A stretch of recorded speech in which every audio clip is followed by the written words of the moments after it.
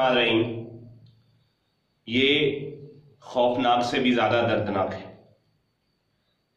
कहना था अब्दुल भाई की स्टोरी मैं आपको फिर सुनाता हूँ। पहले सुने कि पाकिस्तान के एक फैमिली के फादर कोरोना से जहाँ बहक हुए, तो उनकी फैमिली को, उनके बेटों को फ़ोन किया गया कि हम इन्हें दफनाने के लिए लेके आ रहे हैं, आप अलहदा गाड़ी में आके दूर से जनाजा देख सकते हैं और आखिरी रस्मात भी देख सकते हैं। उन्होंने कहा कि नहीं, ये हमें भी लग जाएगा, हम नहीं आएंगे। अब मैं सुनाता हूँ कि सूरत के इलाके के रहने वाले अब्दुल भाई करते क्या हैं। वो दरअसल इससे पहले पिछले 30 से 35 साल से रेलवे ट्रैक पे पड़ी हुई गुमनाम लाशें उठाते हैं, उन्हें गुस्ल देते हैं, जिस मजहब की होती है उसके मुताबिक उसे दफन करते हैं या जलाते हैं। लावारस लाशें, नहर से मिलने वाली लाशें, जिनके मर्डर हो जाते हैं, और इस तरह की और बेतहाशा जिनका कोई होता नहीं।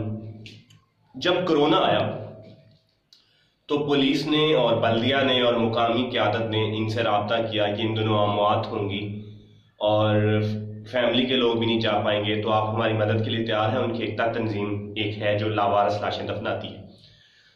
अब तक कोरोना से 4 मरीजों को वो आखिरी रस्मात अदा कर चुके हैं, और जिनमें से 3 हिंदू थे।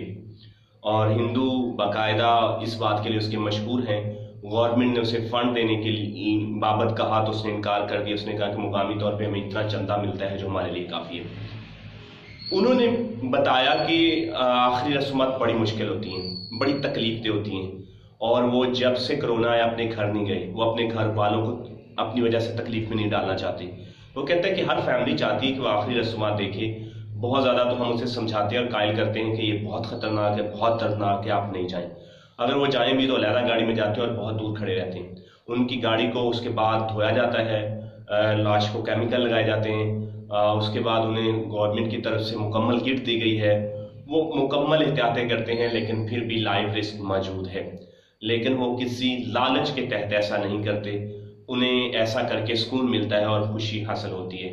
उनका कहना था कि वो फरवरी के आखिर के बाद घर नहीं गए, और वो कोशिश करते हैं कि वो जो लिबास एक दफ़ा यूज़ कर लें उसे फेंक दें, और सारी एहतियाती तदबीरें पहनाएं। उसका दिल करता है घर वालों को मिलने के लिए, लेकिन उसने कहा है कि मैं ये नेक काम और नेकी का काम करने के बाद ही आऊँगा। इन जैसी हज़ारों मिसालें हो सकती हैं, लेकिन एक ऐसा काम जिसमें लाइफ रिस्क हर लम्हे मौजूद रहे, जिसमें प्रोफेशनल डरते हों, ट्रेनर डरते हों, ट्रेन लोग डॉक्टर डरते हों, उसमें ये रिस्क लेना कि घर वाले जिसकी मैयत को जलाने या दफनाने के लिए तैयार नहीं, और फिर खासकर अब मुसलमानों के लिए नहीं, हर बरादरी के लिए अवेलेबल होना, ये दुनिया पे एक बड़ा काम है।